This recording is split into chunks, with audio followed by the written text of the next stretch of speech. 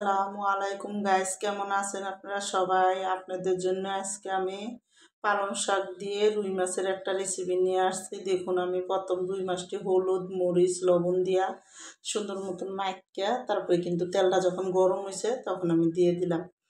আর দিয়ে একটা পিঠ যখন ভালো করে একটু লাল হইব তখন আমি উল্টাইয়া আমি কিন্তু আজকে রুই মাছটা ভালো মতন কড়া করে একটু ভাজবো লাল করে। তো প্রথম দেখুন এক পিঠ লাল হয়েছে, পরে উল্টাই দিছি, পরে কিন্তু আমি আরবার দুইবার উল্টাই দিব।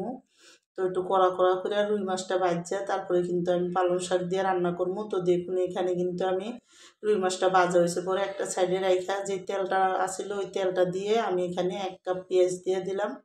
আর পেঁয়াজটা দিয়ে যখন পেঁয়াজটা হালকা একটু নরম হয়ে গেছে, এখানে 3 চামচ আদা রসুন বাটা, 1 চামচ হলুদের গুঁড়া আর 1 চামচ লাল মরিচের গুঁড়া দিয়ে দিলাম।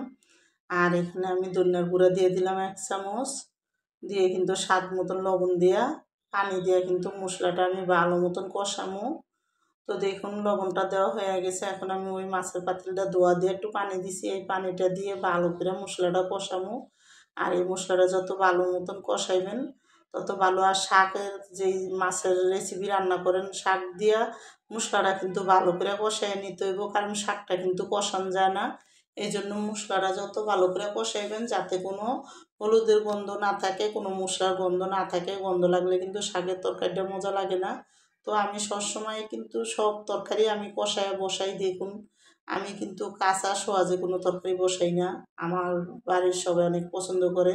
তো দেখুন, আমি কিন্তু এখানে 2 আটি শাক নিছি। আর আমি বড় দেখে একটা আলু চিকন চিকন করে এখানে দিয়ে দিলাম। একটু আলু দিয়ে আর এই পালং শাকটা দিয়ে ঝোল করে আমি আজকে মাছটা রান্না করবো। তো দেখুন, প্রথম মশলাটা যখন কষছে তখন আমি অর্ধেকটি শাক দিয়ে একটু লাড়া দিয়ে দিলাম। তো পরে সবটি শাক আমি দিয়ে দিব এখানে। তো এখন দেখুন, সবটি শাক দিয়ে দিলাম, দিয়ে কিন্তু ডাইকা একটু শাকটা যখন নরম হইব তখন আবার ভালো করে উল্টে দিব। তা আমার এই পালং শাক দিয়ে রুই মাছের রেসিপিটা যাদের পছন্দ তারা লাইক সাবস্ক্রাইব দিয়েন প্লিজ। আমার ভিডিওটা আপনারা বেশি বেশি শেয়ার করে দিয়েন, সাবস্ক্রাইব করে দিয়েন। আর দেখুন, এখন আমার কিন্তু শাকটা অনেকখানি উন্নে গেছে গা। এখন আমি ভালো মতন মশলাটার সাথে মিলাইয়া সুন্দর করে কিন্তু শাকটা করে আমি এখানে শাক আর আলুটা কিন্তু ভালোই গলে গেছে গা। তো এখন ঝোলের জন্য আমি একটু পানি দিব। দেখুন, শাকটা কিন্তু সুন্দর মতন গলে হয়েছে। আর আমি আলু দিছি একটা বড়।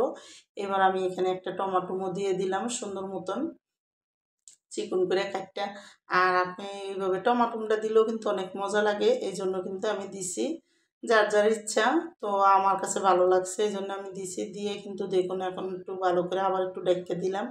ডাইকা আর একটু ভালো করে যখন কষানো হয়ে যাব তখন কিন্তু এখানে দেখুন আমি ঝোলের পানিটা দিয়ে দিলাম। আর ঝোলের পানিটাও কিন্তু আমি অত বেশি দিব না, কারণ শাক শুক এগুলো সিদ্ধ হয়ে আইছে। তো এখন কিন্তু ঝোলের পানিটা আমি দিয়ে মাছটা দিয়ে দিব। তো দেখুন, এখন ভালো করে মশলাটা ঝোলের সাথে মিলাইয়া লবণ দেখলাম, দেখে কিন্তু আমার তো লাগছে লবণ একটু লাগবে, এই জন্য আমি আর একটু উপরে দিয়ে দিছি। আর শাকের তরকারিতে প্রথম অল্প লবণ দেওয়াই ভালো, পরে দেওয়া যায়। তো দেখুন, এখন আমি মাছটা ভালো মতন সব সাইডে দিয়ে দিলাম। আর আমি কিন্তু রুই মাছটা বেশি বড় দেখে মাঝখানটা ছোটো করে কাটটা বাজ্যা নিছি। বেশি বড় আমার তো ভালো লাগে না, এই জন্য বাচ্চারাও খায় না এত বড়। তো দেখুন, এখন আমি ডাইকা সুন্দর করে কিন্তু মাছটা রান্না করতেছি। আর দেখুন সুন্দর মতন হয়ে গেছে। আর আমি এদিকে 2-3টা কাঁচামরিচ আর একটু ধনিয়া পাতা দিয়ে দিলাম। দিয়ে কিন্তু শাকটা একটু ভালো করে লাড়া দিয়ে এখন আমি নামাই দেবো। আর দেখুন, শাকটা কিন্তু সুন্দর মতন রান্নাটা হয়ে গেছে আর অনেক মজা হয়েছে। আপনারা একবার হলে খেয়ে দেখেন আমার রান্নাটা।